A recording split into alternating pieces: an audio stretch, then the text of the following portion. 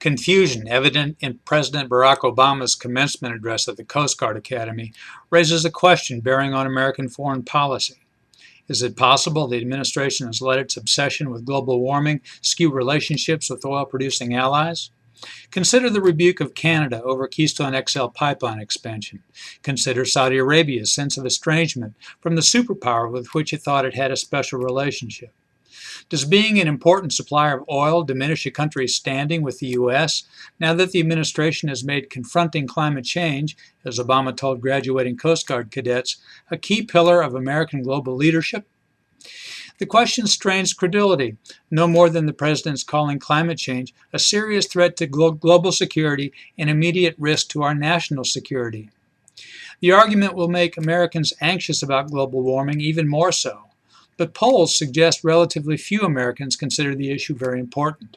At some point, people lose patience with endless efforts of others to scare them. For most people, scarier developments abound. Terrorism represents a clear threat. Parts of the Middle East are reverting to middle-aged standards of brutalism. Russia, Iran, and China are testing international patience with their territorial ambitions. These are security problems. Yet the commander-in-chief chose to lecture students of a military academy about climate change. And he apparently saw no contradiction in boasting about a carrier strike group running on expensive biofuels while budget pressure shrinks America's fleet of warships. Along with tortured perspective came the usual problems with polemics and fact.